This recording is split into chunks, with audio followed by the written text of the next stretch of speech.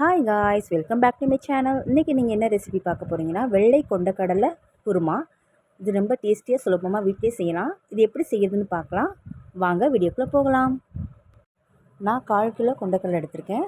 இதை மார்னிங் சமைக்கிறதுக்கு நைட்டே ஊற போட்டுட்டேன். காலையில் பார்த்தா இந்த மாதிரி ஊறிடும். அதே மாதிரி நீங்கள் ஈவினிங் சமைக்கணும்னா காலையிலே ஊற போட்டுடணும்.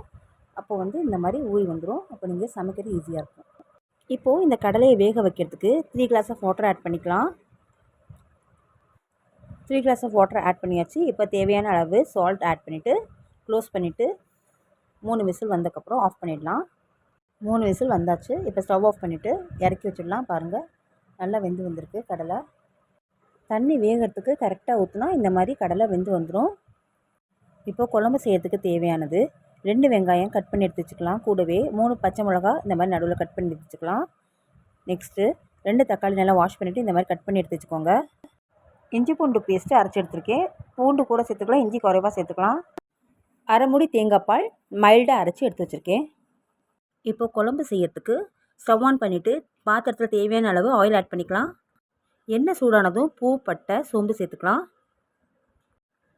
நல்லா பொரிஞ்சதும் கட் பண்ணி வச்சுருக்க வெங்காயமும் பச்சை மிளகாவும் ஆட் பண்ணிக்கலாம். இதோட பச்சை வாசனை போகிற வரைக்கும் நல்லா வதக்கி விட்டுக்கலாம். வெங்காயம் பச்சை மிளகா நல்லா வதங்கினதும் கொத்தமல்லி கருவேப்பிலையும் ஆட் பண்ணிக்கலாம். ஆட் பண்ணிவிட்டு நல்லா வதக்கி விட்டுக்கலாம். நல்லா வதங்கினதும் கட் பண்ணி வச்சுக்க டொமேட்டோவை ஆட் பண்ணிக்கலாம். பச்சை வாசனை போகிற வரைக்கும் நல்லா வதக்கி விட்டுக்கலாம். தக்காளி நல்லா வதங்கினதும் 2 ஸ்பூன் இஞ்சி பூண்டு பேஸ்ட்டை ஆட் பண்ணிக்கலாம்.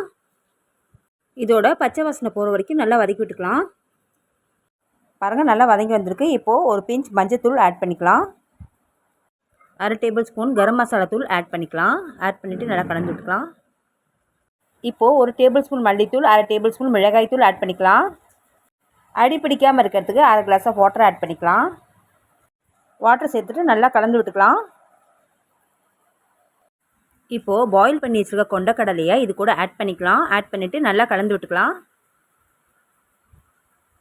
இது கூட 1.5 கிளாஸ் ஆஃப் வாட்டர் ஆட் பண்ணிக்கலாம். இப்போ குழம்பு கெட்டி பிடிக்கிறதுக்கு லைட்டாக கார்ன்ஃப்ளவர் மாவை கலக்கி இது கூட சேர்த்துக்கலாம். இப்போ கார்ன்ஃப்ளவர் மாவு இல்லைன்னா அரிசி மாவு கூட நீங்கள் லைட்டாக சேர்த்துக்கலாம். சேர்த்துட்டு நல்லா கலந்து விட்டுட்டு தேவையான அளவு சால்ட் ஆட் பண்ணிவிட்டு நல்லா கலந்து விட்டுக்கலாம். இப்போது அடுப்பை ஹை ஃப்ளேமில் வச்சு குழம்பு நல்லா கொதிக்க விட்டுக்கலாம்.